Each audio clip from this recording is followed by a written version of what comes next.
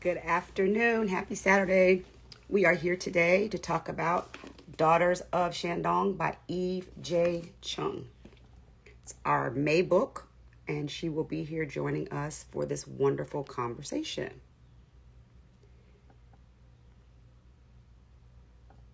Welcome, welcome. Happy to have you all here. I so appreciate you all showing up for our Book of the Month chats when we do them. I have pinned the title of the book and where you can get a copy of the book from. Okay, Eve is here. Yay.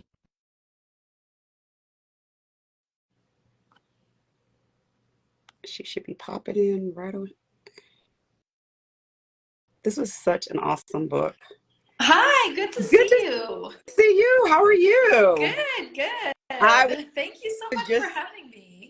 of course, I'm so excited. I was so excited to read your book. And so, of course, I had to have it as a Diverse Spines pick. Such a great read, such a great debut. Thank you. And I'm so happy to have you here.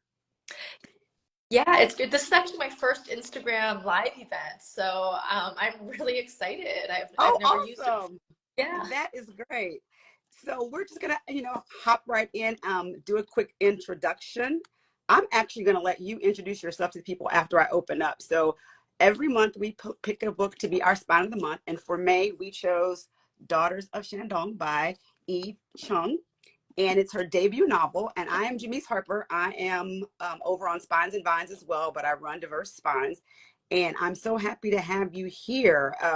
Debut novels are kind of like a great thing because they Yeah. introduce you to a writer, and then it's kind of, you can't wait for the next thing. So welcome, and I Thank- want you to introduce yourself a little bit, and also tell us a little bit about the book. But we don't do spoilers here because we want people to purchase Okay, the book and read the book. Yes. sure. So hi everyone. I'm so excited to be here with you. I am Eve J. Chung and I am the author of Daughters of Shandong. And by day, I am a women's human rights lawyer, and I wrote this novel in the evening based on my grandmother's true story. And the book follows her journey from China during the Communist Revolution because she was abandoned there along with her mother and her sisters because at that time daughters were considered worthless. So the book follows how they managed to go from rural northern China all the way down to Hong Kong and eventually Taiwan. Awesome. And so what my first question would be, you told us the inspiration, from your grandmother, but tell us a little bit about how the story came together. Like, when did you know that you wanted to tell this story? So it came about quite suddenly. I was with my mom and we were talking about my grandmother, and I didn't know all the details about the story, in part because I think my grandmother thought of me as a child and she just didn't want to tell me anything that she considered to be traumatic. So this whole time I knew they were abandoned in China, but I thought that they went by boat directly from northern China to Taiwan. So I didn't realize that the situation or the war had gotten so bad that there were no boats from the north. So they had to go 1,000 miles to the Mm. south.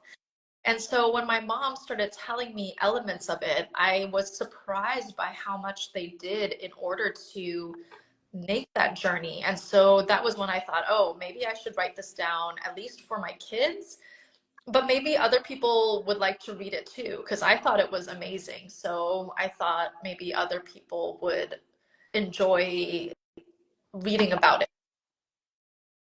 And so since this is your debut, Mhm. can you tell us, because there may be, future writers, people that want to publish, tell us a little bit about your publishing journey. So what was your writing process like? And then how did you, get to your debut? Uh, so my writing process was more, I just wanted to finish a book, and Hmm. I know a lot of authors have like a lot of different stories about what goes into it. But I think because I had a full-time job, or I have a full-time job as a lawyer, I always told myself if I don't finish a book, I'm never going to Hmm. finish. So my writing process is really just being desperate to finish the story. And I think what I would say to a lot of aspiring writers too is don't necessarily think a lot about the other stuff. I think once you finish the book, you can actually do a lot with it. Like my first draft, I think, was definitely far from the book that you see today, but I feel like once I got it done, you know, I could change it a lot. So I think for me, the process was really just telling myself, like, you just need to write it down and just get it out of you. And once that happened, I didn't know much about publishing at all. So I went through it kind of blind, and I literally Googled how to publish a book, which gives you a bunch of different information, not all of which is correct. But at the time, I think there was a pretty active Twitter presence that I think was very, I at least found it very helpful, because I didn't even know what a literary agent was. I kind of had this idea of like, oh, you write a book and then you like mail it to Penguin Random House, and that's how you so I think literally through Google, I learned about agents. I learned more about the process of getting an agent to represent you from Twitter. And I think right now that landscape has changed a lot. So I'm not sure if it's the same resource that it used to be. But I started querying my book just by emailing agents, I guess, pretty blindly. Yeah, I Googled, I mean, I found my current agent by literally Googling literary agents and finding the agent. Wow, okay. So on hindsight, I think for anyone who's going through it now, I think finding a community of writers helps, because I found that quite late. I think I found it as after I got offers, and I was thinking, oh, I don't really know much about like how to pick an agent. But I think if I had gone with them earlier, I would have saved a lot of time sifting through the false information online. But again, I know it's a little challenging, because I think I found a lot of that through Twitter, which has changed drastically over the past year. And then once I found my agent, it was very straightforward, because she sold my book, and I actually didn't have to do much at all. That's awesome. That's like, you don't hear those stories that happen like that, you know, through Google and just kind of like blind emailing folks. So that's an awesome story. I'd like to know a little bit about like your background as a human rights lawyer. How, if at all, did that play in you writing the narrative of the story? I think it affects it a lot more than I thought it did. So, you know, now that I've had more time to think about the book, at the time it was a challenge to change my writing style, because I was used to writing nonfiction.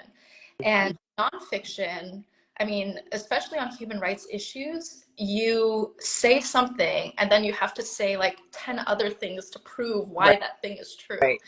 So my initial draft was very heavy, and I think people told me, you actually don't need to do that for fiction. Actually, people don't like it when you do that for fiction. So it definitely took some time to adjust and kind of shave off what I thought wasn't necessary.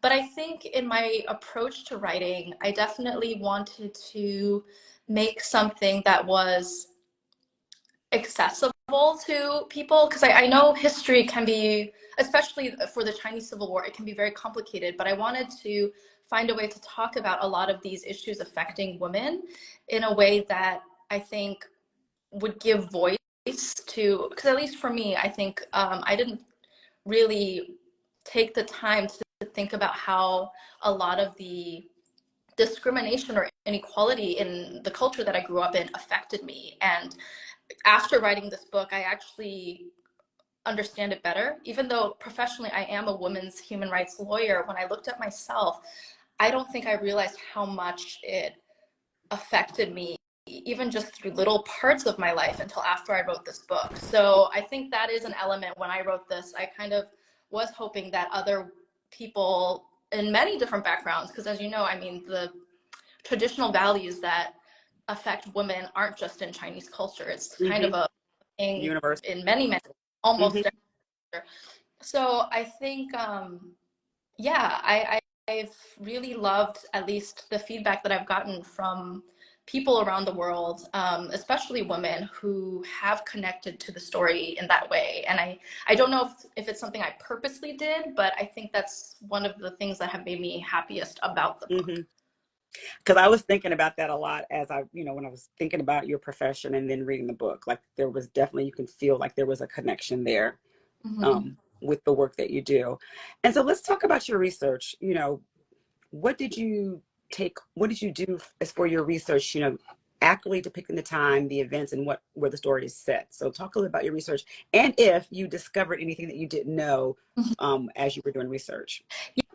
Yeah, so the research, I did a lot of research for this book, and I think this also goes into my background, primarily working in the human rights field where everything has to be strongly substantiated. Mm-hmm. So I kind of imagined, I was definitely, I really wanted to get things right.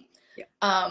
That's also another thing I learned later, where someone was saying, or people were telling me, in fiction, you don't necessarily, like, you have a lot of wiggle Yeah. room, but still, I researched, like, just, I think there's two main components. There's the historical facts, but there's also the culture at the Mm-hmm. time. So I did a lot of research on both. And in terms of the history, I studied international relations in college. So I actually had a background in Chinese history already. So part of it was filling the blanks. And the challenge was matching the timeline. So with my grandma's story, I knew what happened, but I actually don't know exactly when things happened. So I ended up matching it based on what I knew. So for example, in Qingdao, that's the main city, or in Shandong, or the biggest city that she went to, I ended up using resources from American Marines just because there was so little available. I don't read Chinese very well, but even so, there aren't that many Chinese resources about Qingdao because it wasn't really a hot point for the war. You have stuff on Beijing and Shanghai and those cities, but Qingdao wasn't really like a big point. So because of that, I chose to have them go into Qingdao around May, which is when the Americans withdrew, because I had enough research about what Qingdao looked like at the time. So the Marines had things like hand-drawn maps of the city. And I was surprised by a lot because there were things in when I interviewed my relatives that didn't match up, in part because I just didn't understand. So I know they kept saying that my grandfather taught at Shandong University.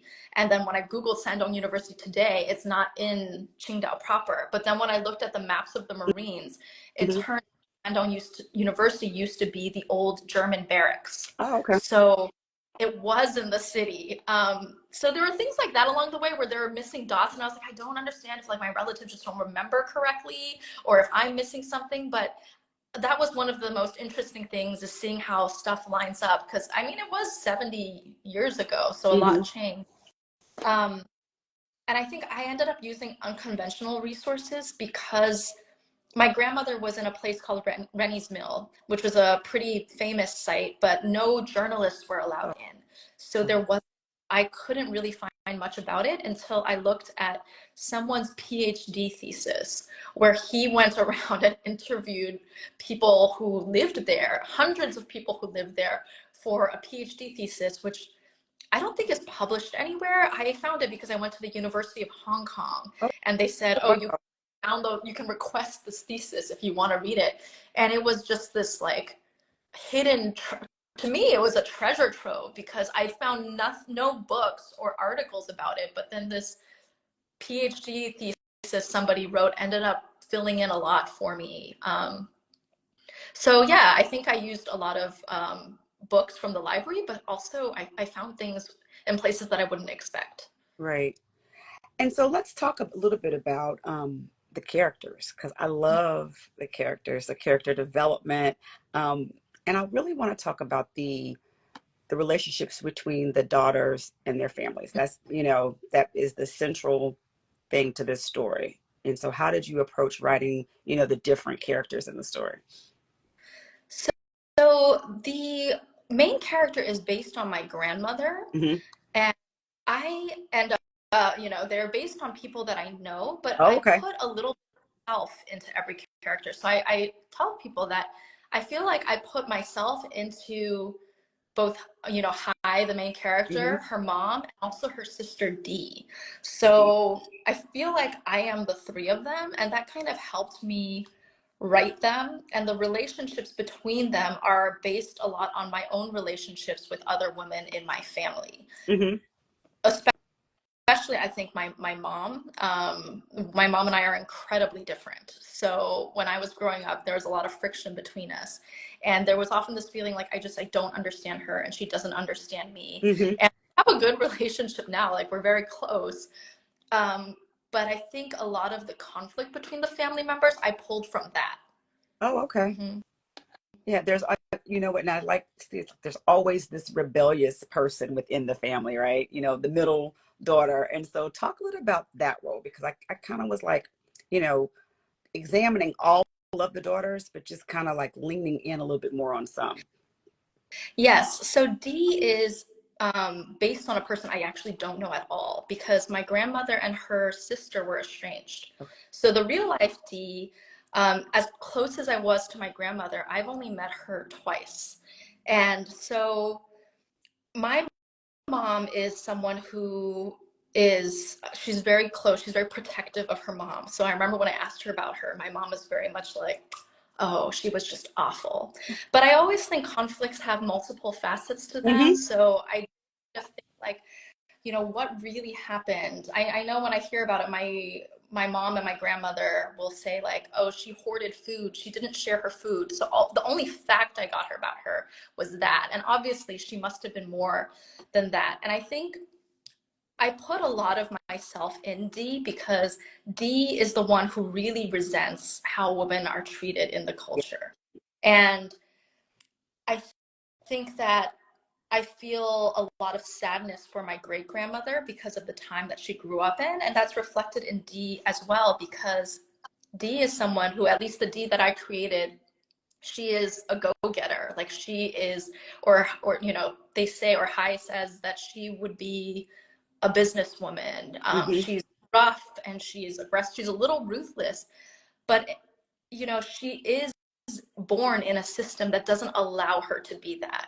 And I think so much of her frustration comes from that. And I think that we have come very far since that time. But even for me growing up, there was this feeling like I can't behave a certain way. Like I have to at least pretend to be this Uh-huh. way to get the same results someone else would. So yeah, I definitely channeled that aspect into that character.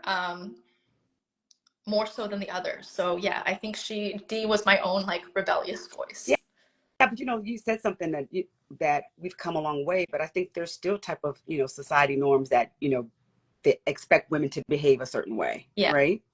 And Yes. so within this book, there's so many things. And so I want to talk a little bit about gender roles and feminism, Mm-hmm. um, especially the evolving roles of women in Chinese society. So can you speak to a little about that? Because they show a lot of resilience, a lot of determination, and really a lot of self-discovery. Mm-hmm. Yeah, so the gender roles I think have changed a lot, but like you said, not completely. I see there are still major issues. I mean, I think one issue is in the workplace. I mean, how we address things like childcare. Just speaking as a New Yorker, I know one issue a lot of people are talking about is the access to free or subsidized Mm-hmm. childcare, which people don't think of as a woman's rights issue, but it is, because when childcare is really expensive, it's almost always the woman who leaves her career to fill that space. Or, I mean, sometimes it's taken up by older women. So I think there's more flexibility now, but generally speaking, there is sort of still this expectation that women make certain sacrifices for their family. And I don't necessarily mean that as in like an unwilling way. I mean, Mm-hmm. as you see in the book, I mean, the mothers care a lot about their children. And I mean, I care a lot about my children too. Um, but it's this idea that both parents need to pick up that role, which I think we have gotten better at, but there's still definitely room for improvement. And so as for China, China is an interesting dynamic because of the one child policy. In part, so there's a generation of families that were not allowed to have a son. And just briefly, there were a lot of other major problems coming out of the one child policy. But there was sort of this radical shift in that a lot of families, I think, put the resources they would have for a son on their daughters because they weren't allowed to have a Mm-hmm. son. Now, I don't know, and I don't live in China, so I cannot say Hmm. what is happening, but from talking to some people, I can see that there was sort of this change, but there's also a backsliding. So I think Yeah. what makes me kind of sad as someone in this field is that progress isn't linear. A lot of times you do advance for whatever reason, and then you go backwards. Yes, that's so Um, true. yeah, and you see that in cultural things too. Like sometimes a cultural practice kind of fades because people aren't able to do it. But once the opportunity comes, there are a lot of people who will still shift back to how things used to be. Hmm. And so a little bit more about, you know, I know you said the story is, about your grandmother, but was there a voice that was louder than the others as far as the characters? I mean, you kind of knew what you wanted to do with your grandmother's character. Maybe you did or didn't, but like, tell us a little bit about like what voices were with you first in the story, because it's fiction. Hmm. Mhm. So I think originally I debated whether to write from my grandmother's point of view or my great grandmother, because when I was hearing the story as my mom told it, my great grandmother is really the heroine. I mean, she took 3 girls on a wheelbarrow through, Mhm. with thing. But the reason I shifted was I think I just felt so much sadness for where my great grandmother ended up. Mhm. And that is reflected in the characters in the book as well. She was just the strong, very resourceful person, and in real life, I don't think she ever found any sense of freedom for herself. Mhm. Like she, I think, was bound by many things. So I ended up her voice was very loud in my head because part of me just wanted to understand, like, why did she go back to that family? Yeah. Like, why didn't she go and stay by herself? Like, she could have done it. And I think that is like a big theme in the book, is like the key decisions that people make and why they made them. So yeah, her voice stuck out a lot. And I think eventually I chose to write it from my grandmother's point of view just because I was closer to Mhm. her. I knew her personality very well. I mean, my grandmother was like a fiercely loyal daughter. My mom also was like that. And I think I was always a little more rebellious compared to my mom. But the mother's voice is one that I only was able to write after I had kids. So a big thing Oh, is I wrote the book after I had my daughter just turned 1. And I think that I was able to understand her decisions after I became a mom. yeah. Mm-hmm. That's an interesting perspective for sure. Definitely. Um, was there any particular character's journey? I know you talked about your great grandmother, but would you say that her journey was challenging to write? Like, which one was more challenging slash rewarding to write, if you could say that?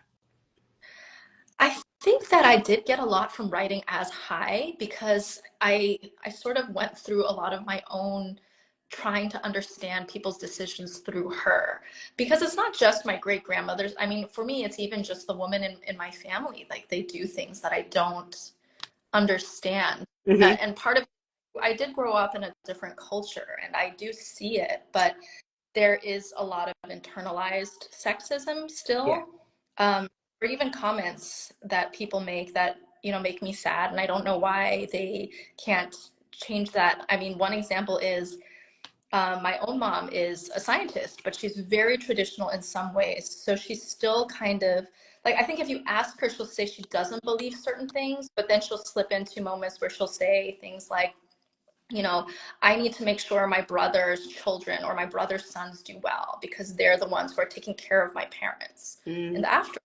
And I don't know, it's just it's very ingrained. Like it's something that like I myself don't fully understand. And I think through High, I was able to explore a lot of that, which is I think a type of grief too that Yes. affected me through life. Is just watching women in my family with this like pressure to have a son. And so it's not even something that's very old. Like I had aunts who and my own mom actually, who are very much like, you have to have a son. It's just part of like what you need to do. And Hmm. I'm hoping my daughter's generation that'll largely be gone. I feel like it again, that's an area where we've made progress.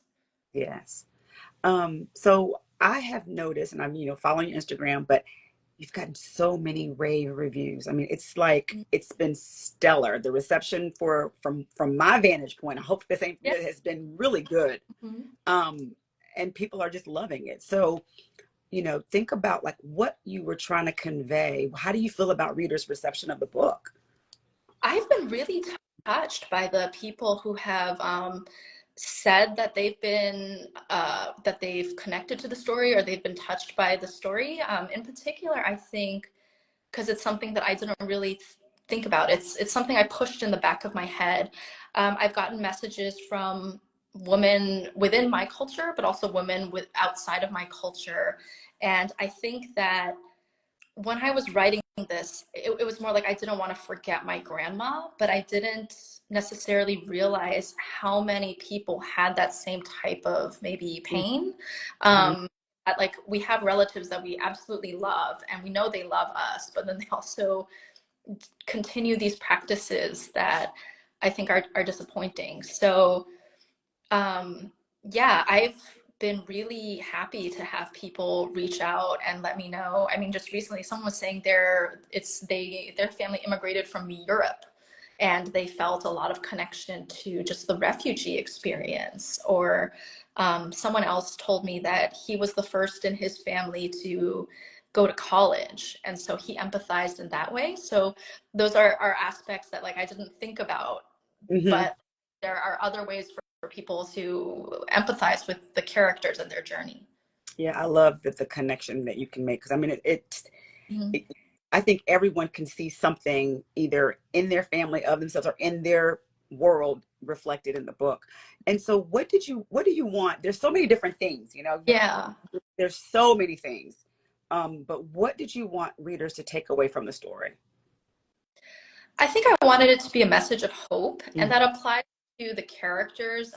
Because, again, my great grandmother, her personal story was a pretty sad one, but you kind of see through her sacrifices, each generation hasn't faced the same abuse that she did. I mean, she was, or I say my mother grew up watching her grandmother literally kneeling on the floor as Yeah. punishment, because at that time, a mother-in-law had complete control over a daughter-in-law, and you could do this. And my mom always says that she was, I think my mom was what, a teenager when my grandmother finally said, not my grandmother, my great grandmother said she was going to stop kneeling because her son was old enough to get a job.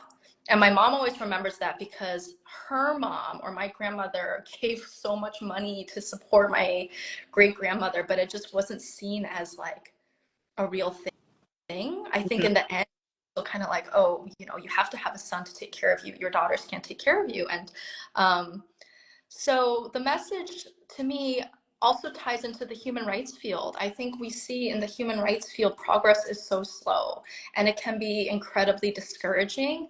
Mm. And for me, what I try to remember and what I hope to impart in this book is that like we will get there.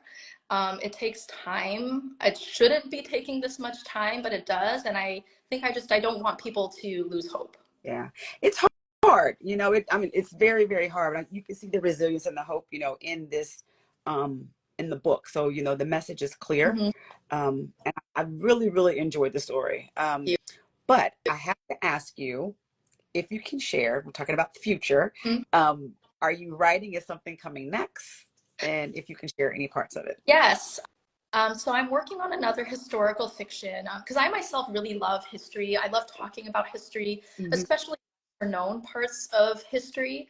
So I am working on a project that kind of covers an overlap between Chinese and Korean history because my husband is half Korean and his grandfather actually came from Pyongyang in North Korea. So my next project will kind of delve between an area closer to the Chinese and Korean border. So I think that's all I can say about it now. Okay. But I am really to be able to share more of it when it's out. Yeah, historical fiction is my favorite. I say it every single. I think people can tell that based on the books that I select every month. But I love historical fiction, and I Mm-hmm. really, really enjoy learning about something that I didn't know about or didn't have a, a lot of knowledge on. That's kind of like my favorite thing. Mm-hmm. So, and you can tell that you write nonfiction for sure, because it comes through. Like all of the things just kind of line up perfectly. The history, the settings, it's very visual.